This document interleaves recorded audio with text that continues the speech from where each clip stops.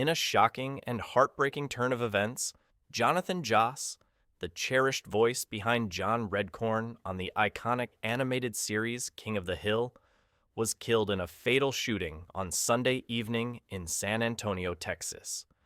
Joss was 59 years old. San Antonio police confirmed that the suspected shooter, 56-year-old Sigfredo Alvarez Ceja, a neighbor of Joss, has been taken into custody and is now facing murder charges. According to reports from the San Antonio Express News, Ceja initially fled the scene but was apprehended just 1 block away after a brief manhunt. Authorities say the investigation is ongoing, and no clear motive has been determined at this time. Officers responded to emergency calls around 7 p.m. local time, arriving to find Joss critically wounded near a roadway.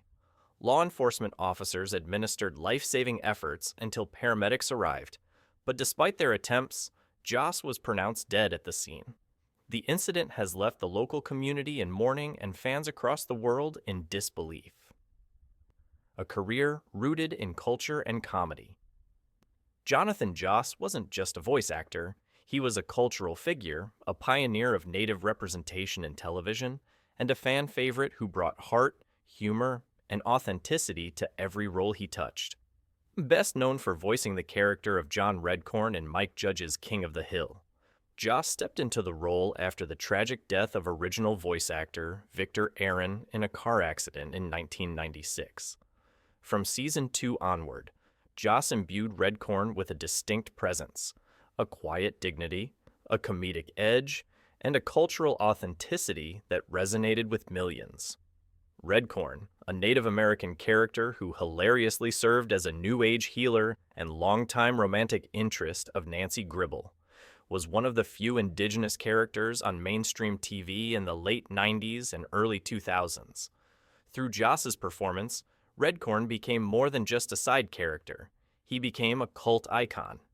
Beyond King of the Hill, Joss's acting career spanned several beloved shows and films. He portrayed Chief Ken Hotate on NBC's Parks and Recreation, a recurring character who always stole the scene with a sly smirk and biting one-liners. Joss also appeared in the critically acclaimed series Ray Donovan and on the silver screen in films like the Coen brothers' True Grit and Antoine Fuqua's The Magnificent Seven. But even with such a resume, it was his voice, strong, steady, and unmistakably him, that cemented his legacy in the animation world. A haunting weekend before the tragedy. The tragedy strikes even harder knowing how recent Joss's appearance at the King of the Hill cast panel was. Just 48 hours before he was killed, Joss reunited with former castmates at the ATX TV Festival in Austin, where they discussed the enduring legacy of the series. Though Joss was not invited to reprise his role in Hulu's upcoming revival of the show, set to premiere in August, his presence at the panel was a poignant reminder of the contributions he made to the show's success and cultural relevance. Fans in attendance at the panel now recall his appearance as bittersweet, warm, nostalgic, and entirely unaware of what fate had in store just 2 days later. A life marked by personal loss. This isn't the first tragedy to strike Joss in recent months. Back in January, he suffered another heartbreaking loss when a fire destroyed his childhood home in San Antonio.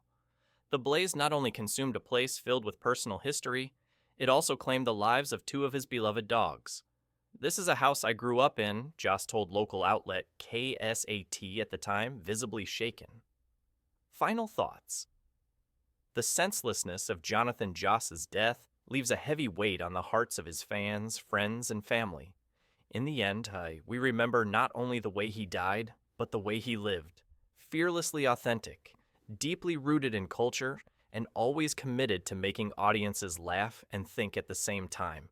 He was a voice in the wilderness, a man who gave life to characters that mattered, and a performer who never backed down from the responsibility that came with telling stories from the margins. As King of the Hill returns without him, and Hollywood continues to evolve, Joss's absence will be felt, but his legacy will echo in reruns, in tributes, and in the hearts of those he inspired. Jonathan Joss, gone far too soon, but never forgotten. Rest in power, John Redcorn.